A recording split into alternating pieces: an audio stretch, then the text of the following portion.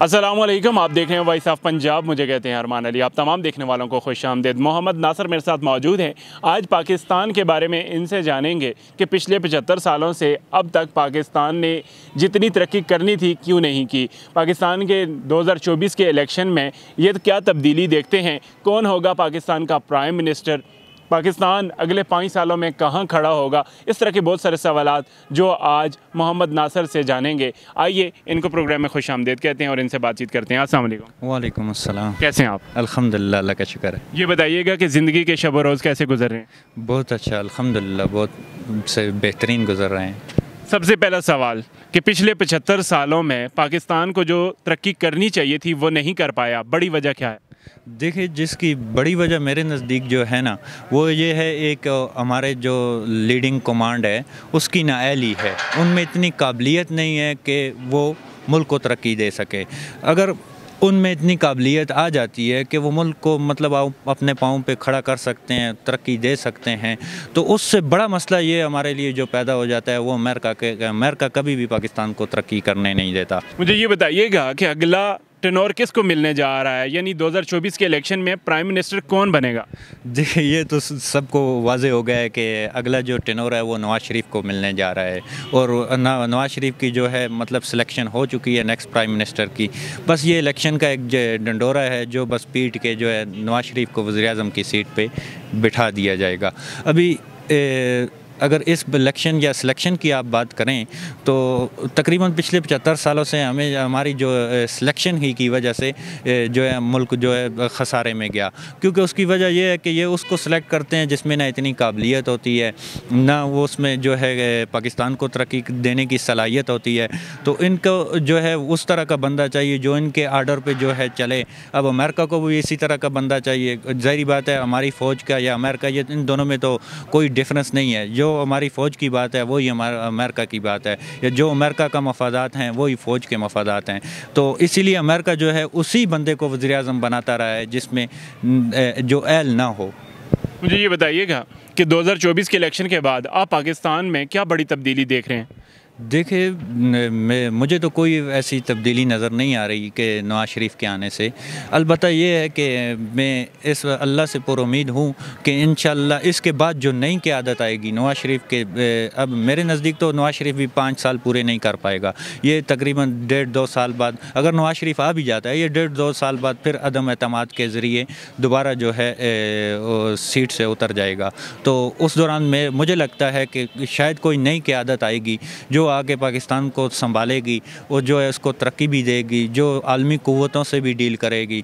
और ख़ास कर अब देखें, मिसाल के तौर पे हमारा जो नेक्स्ट प्राइम मिनिस्टर बनता है, मेरे नज़दीक अगर मुझसे पूछें आप कि उसका सबसे पहला काम करने का क्या है, तो सबसे पहला काम मेरे नज़दीक करने का कि ये है कि चाइना और अमेरिका को एक टेबल पे बिठा के उनके दरमियान माहिदा करना है।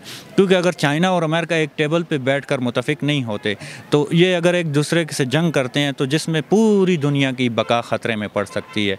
तो अब ज़ाहिर बात है अमेरिका जो है अब इंडिया के ज़रिए पाकिस्तान के ऊपर जो है जंग मुसल्लत करना चाहता है। क्यों मुसल्लत करना चाहता है? क्योंकि अमेरिका जानता है कि अगर सी पैक या वन बेल्ट जैसा रोड प्रोजेक्ट अगर कामयाब हो जाता है तो उसका असर रसूख जो है ख़त्म हो जाएगा। तो इसीलिए ज़ाहिर बात है हमें ऐसी क़यादत की ज़रूरत है जो अमेरिका, चाइना, रूस, इसी तरह जितनी दुनिया के ममालिक हैं, इन सब को एक आलमी मुतफ़िक़ा मुतहिदा माहिदे पे कायम कर रख सके। और दूसरा जो उसके लिए करने का ज़रूरी काम है वो ये कि पाकिस्तान की कर्ज़ों से जान छुड़वा सके। अब इसके लिए अब पाकिस्तान के कर्ज़ों से जान छुड़वाने के लिए ज़ाहिर बात है हमें अपनी नौजवान नस्ल से ऐसे आइडिया की ज़रूरत है, ग्लोबलाइजेशन के। अगर आपके पास ग्लोबलाइजेशन आइडिया है कि आप किस तरह दुनिया को ग्लोबल विलेज बना सकते हैं, तो मेरे नज़दीक अगर आप उस आइडिया को बेचें तो वो कम से कम 1000 अरब डॉलर का फ़रोख्त होगा। अगर इस तरह हमारी नौजवान नस्ल में कोई आइडिया ले आता है ग्लोबलाइजेशन का, तो वो हो सकता है कि वो 1000 अरब में हम चाइना के ऊपर सेल कर दें, क्योंकि चाइना जो है इमर्जिंग सुपर पावर बन रहा है। तो ये हो सकता है कि अब देखें पाकिस्तान पे तो टोटल 200 अरब डॉलर कर्जा नहीं है, तो वो 4 गुना ज़्यादा पैसे बच जाते हैं। तो उसको चाहिए कि उनको जो है तरक्याती कामों में लेकर पाकिस्तान को एक वीटो पावर बना सके। मुझे ये बताइएगा कि पाकिस्तान का मुस्तकबिल आपको कैसा दिख रहा है? देखिए, मैं तो पाकिस्तान को जो है नेक्स्ट 5 सालों में वीटो पावर बनता देख रहा हूँ, और इंशाअल्लाह इस्लामाबाद से जो है आलमी फ़ैसले होंगे जो पूरी दुनिया में राइज होंगे। अब हमारी नेशनल असम्बली से जो है जो आलमी इस्लामी आलमी इज्तिमाई निज़ाम बनेगा वो हमारी असम्बली से ही तश्कील पाएगा, जो फिर जो है पूरी दुनिया पर राइज होगा। यानी जो आलमी का आइन बनेगा वो इंशाअल्लाह हमारी असम्बली इस्लामाबाद से ही बनकर पूरी दुनिया के ऊपर राइज होगा। आपको लगता है कि अगला प्राइम मिनिस्टर जो है वो मियां नवाज शरीफ है, लेकिन अगर इमरान खान को अगला प्राइम मिनिस्टर बना दिया जाता है तो फिर पाकिस्तान में क्या माहौल, क्या समा देखते हैं?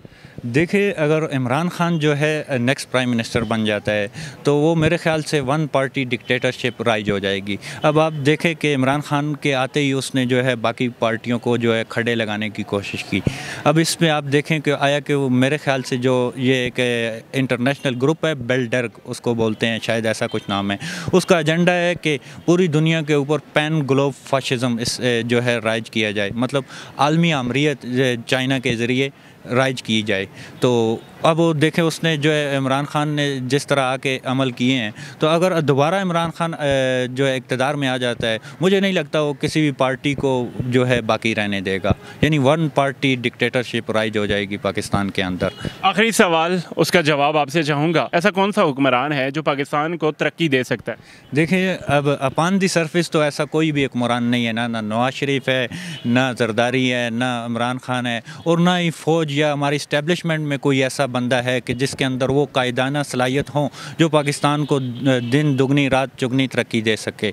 तो मेरे नज़दीक जो है इसके बाद जो इंशाअल्लाह हमारी नई क़यादत आएगी, जो वही बात है कि मिसाल के तौर पे जो दीन इस्लाम के ऊपर चलने वाला, यानी एक नेक बंदा आएगा, जिस तरह मतलब मौलवी टाइप कोई बंदा अगर आ जाता है जो जिसे दुनिया के मामलात का भी इल्म हो और दीन के ऊपर भी उसकी रसाई हो, तो अगर वो बंदा आ जाता है, वो इस्लामी निज़ाम कायम कर देता है पाकिस्तान के अंदर, तो पाकिस्तान दिन दुगनी रात चुगनी तरक्की कर सकता है। बहुत शुक्रिया नासिर, अपने ओपिनियन हमारे साथ शेयर करने के लिए। वॉइस ऑफ पंजाब के इस प्लेटफॉर्म से अपने मेज़बान अरमान अली को इस दुआ के साथ दीजिए इजाज़त। रही ज़िंदगी सांसों ने वफ़ा की, तो अगले प्रोग्राम में आपसे जल्दी मुलाकात होगी। अल्लाह ने के बाद।